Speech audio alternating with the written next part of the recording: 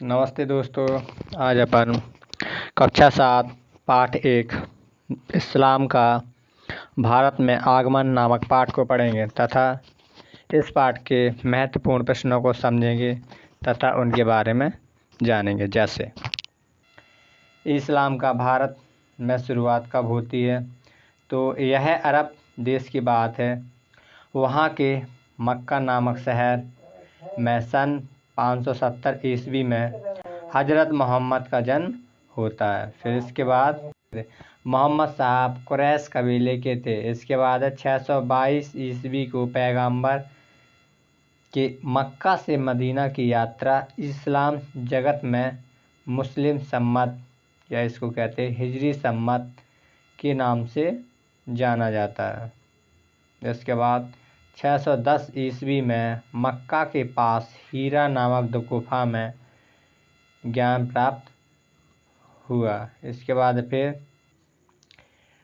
25 वर्ष की आयु में इनकी शादी खदीजा नामक विधवा के साथ हुई। इनकी पुत्री का नाम है फातिमा तथा दामाद का नाम है अली। कुरान इस्लाम धर्म का पवित्र ग्रंथ है। 6360 पद हैं। इसके बाद इनकी मृत्यु 632 ईस्वी में हुई तथा इन्हें मदीना में दफनाया गया। इस्लाम के 3 बुनियादी सिद्धांत हैं: समता, समानता, बंधुत्व। भारत में इस्लाम धर्म किस प्रकार आया, अब उसके बारे में समझेंगे तथा जानेंगे। जैसे अरबों का आक्रमण। भारत पर अरबों का पहला आक्रमण खलीफा उमर के समय 636 ईस्वी में थाना पश्चिमी घाट पर हुआ। यह आक्रमण सफल नहीं हुआ। फिर इसके बाद है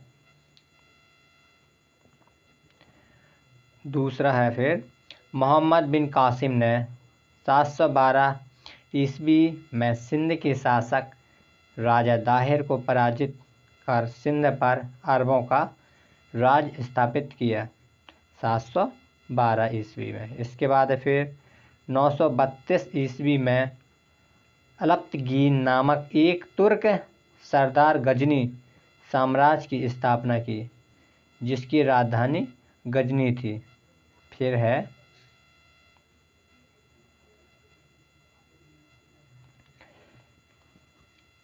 प्रथम तुर्क आक्रमण के समय पंजाब में शाही वंश का शासक जयपाल शासन कर रहा था। महमूद गजनी ने भारत पर 17 बार आक्रमण किया। पहला आक्रमण 1000 ईस्वी में किया गया तथा पेशावर के कुछ भागों पर अधिकार करके वह अपने देश लौट गया। 1001 में राजा जयपाल के विरुद्ध आक्रमण किया। इसके बाद क्या होता है, जो जयपाल होते हैं उनकी हार हो जाती है। फिर है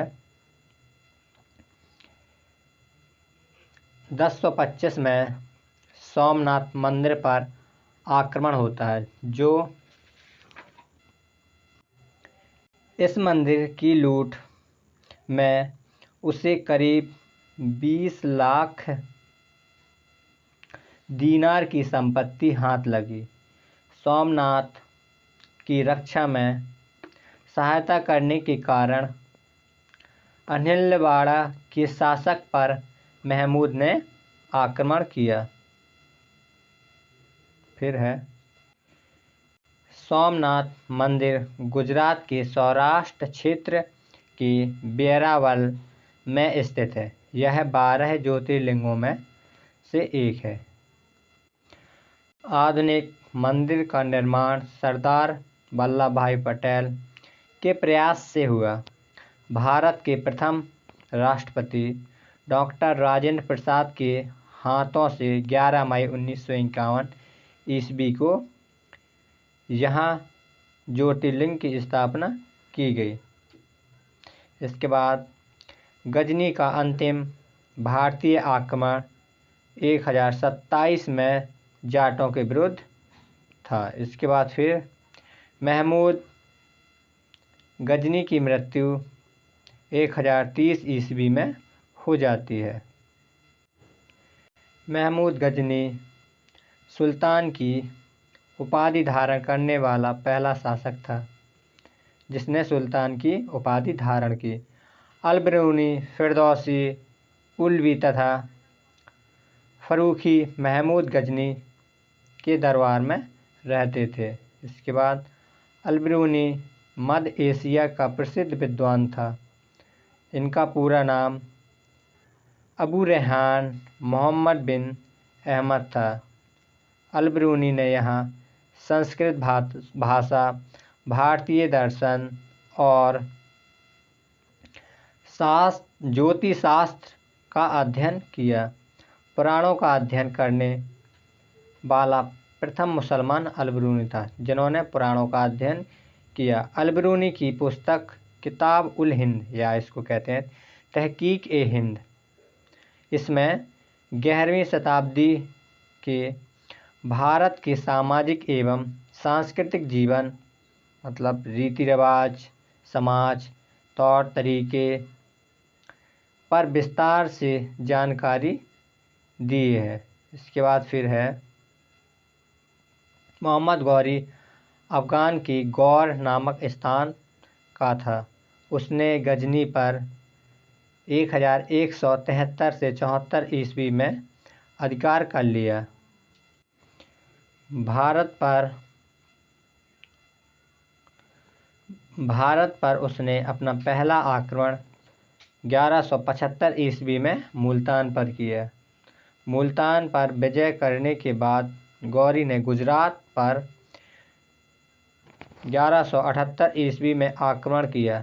यहाँ के शासक भीम सेकंड ने गौरी को बुरी तरह परास्त किया। 1190 तक उसने संपूर्ण पंजाब को जीत लिया था मोहम्मद गौरी ने। फिर है तराइन का प्रथम युद्ध मोहम्मद गौरी तथा पृथ्वीराज चौहान के मध्य लड़ा गया। इसके बाद इसमें मोहम्मद गौरी की हार होती है तथा पृथ्वीराज चौहान की जीत होती है। मोहम्मद गौरी जान बचाकर भाग जाता है। 1191 ईस्वी में तराइन का प्रथम युद्ध होता है। इसके बाद तराइन का दूसरा युद्ध 1192 ईस्वी में होता है। इसके बाद इसमें पृथ्वीराज चौहान की हार होती है तथा या इसको कहते हैं चंद्रबर का युद्ध। 1194 ईस्वी में कन्नौज के शासक जयचंद्र को चंद्रवर नामक स्थान पर गौरी ने परास्त किया। गौरी की मृत्यु 1206 ईस्वी को हो जाती है। सिंध विजय के बाद अरब आक्रमणकारी मीर कासिम ने भारत में सर्वप्रथम जजिया कर लगाया। मोहम्मद गौरी का सेना नायक बख्तियार खिलजी ने बिहार को जीतने के बाद नालंदा तथा विक्रमशिला विश्वविद्यालयों को नष्ट कर दिया। अरबों के सिंध विजय का विस्तृत वर्णन या उल्लेख अरबी भाषा में लिखित चचनामा नामक ग्रंथ में लिखित है। इसके बाद फिर जो अल-बिरूनी ने अपनी किताब तहकीक-ए-हिंद में जो लिखा है उसमें उसने भारत के तौर तरीकों तथा उस समय के रीति रिवाजों के बारे में बताया। जैसे हिंदुओं में ईश्वर के प्रति सम्मान और विश्वास है। उनका मानना है कि ईश्वर एक है, अनादि है और अनंत, स्वतंत्र है, सर्वशक्तिमान है, सर्वत्र है, सबसे बुद्धिमान है, जीवंत है तथा जीवन दाता है। ये उन्होंने भारतीय संस्कृति के बारे में बताया और उन्होंने यह भी बताया कि भारतीय गणितज्ञ तथा खगोलीय शास्त्र योग्य है, लेकिन उन्होंने इस ज्ञान के निष्कर्ष पर ध्यान नहीं दिया। पृथ्वी तत्व, अंतरिक्ष तथा समय और इसके विभाजन में पुराणों में वर्णित पारंपरिक विचारों को ही भारतीयों ने मान्यता दी है। ये कुछ मुख्य बिंदु थे अल-बिरूनी की दृष्टि से। Thanks for watching.